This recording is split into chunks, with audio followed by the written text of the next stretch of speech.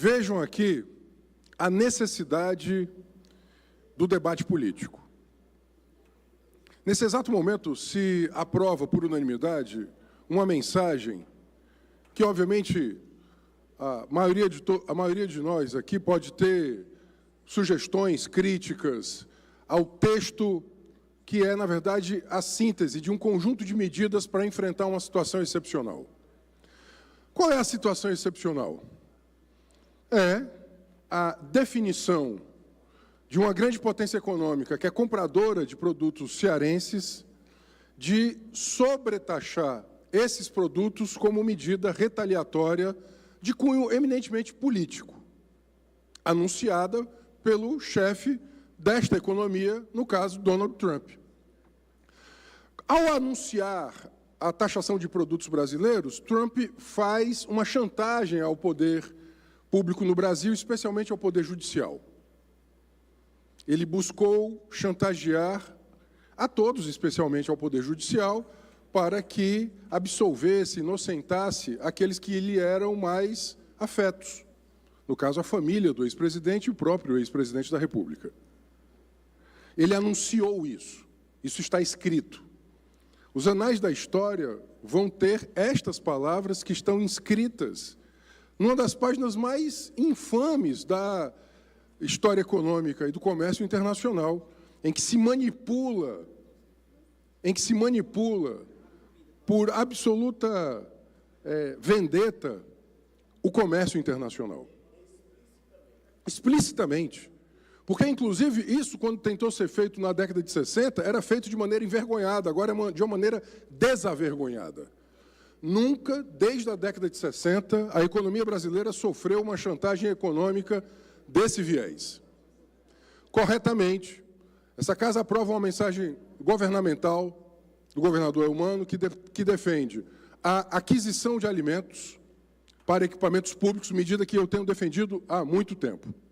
Mas, mais do que isso, eu mesmo, que sou, por princípio, contrário às subvenções econômicas e a isenções fiscais, de maneira genérica, entendo que esta excepcionalidade, com as travas que foram inscritas na lei, quais são as travas? No limite das perdas decorrentes da sobretaxação tarifária. Eu tenho me debatido aqui, inclusive, sobre a revisão das desonerações fiscais, é um debate que eu tenho muito com o deputado Salmito, que foi secretário da pasta. Atualmente, o ministro da Economia diz que temos que fazer a revisão das desonerações para saber se elas estão desconcentrando renda e, de fato, produzindo empregos. Eu quero agradecer o diálogo com o líder do governo, que agora, com a assinatura do deputado Lucinil, do deputado Cláudio Pinho e do deputado Antônio Henrique, aprovou uma emenda, agora coletiva, agora de todos nós, que garante a transparência do impacto da medida, que é o que está no artigo 14 da LRF, da Lei de Responsabilidade Fiscal. Porque não se pode hoje, inclusive, não entender quais são as obrigações da Lei de Responsabilidade Fiscal, em especial aquelas advindas do artigo 14. Por isso que é tão importante nós termos aqui o diálogo político que foi capaz de chegar à unanimidade em aprovando a medida para tentar salvaguardar empregos de trabalhadores cearenses, mas mais do que isso, buscar dar transparência ao impacto da medida, porque a medida, ela gera impacto aos cofres públicos, portanto, é o povo que paga, e é necessário que o povo saiba qual é o impacto positivo ou negativo da medida que que daqui a pouquinho será aprovada. Mas eu quero concluir, deputado Daniel, fazendo uma reflexão, deputado Salmito, mais geral. Eu acabei de chegar de Brasília, fui convocado pela Frente Parlamentar Ambientalista para fazer uma fala, depois pelo Ministério da Justiça para apresentar uma pesquisa feita aqui no Ceará sobre letalidade juvenil. Eu me surpreendi com um motim parlamentar. Eu nunca tinha visto aquilo. Veja, o embate franco, mas dentro da cordialidade, mesmo quando muito duro, mas de maneira sincera e honesta, é típico e necessário.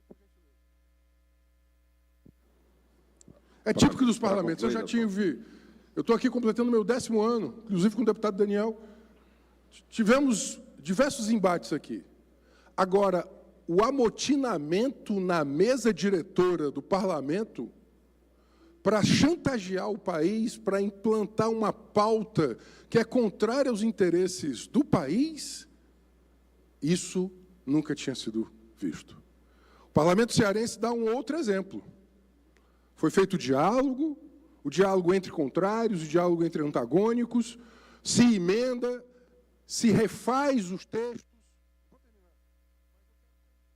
Eu quero terminar dizendo isso. A boa política, ela precisa ser recuperada e afirmada. O Congresso Nacional Brasileiro, com uma parcela dele, não todo ele, com esse amotinamento, dá péssimo exemplo de diálogo e de cultura democrática. É preciso, portanto, que o exemplo que seja dado seja a capacidade do diálogo. Eu sou muito crítico à agenda econômica, mas aqui eu voto favoravelmente porque eu entendo que há uma excepcionalidade que ela tem que ser enfrentada por todos nós. Porque a nossa economia ela tem que ser soberana e nunca será chantageada pelo interesse de uma família. Muito obrigado.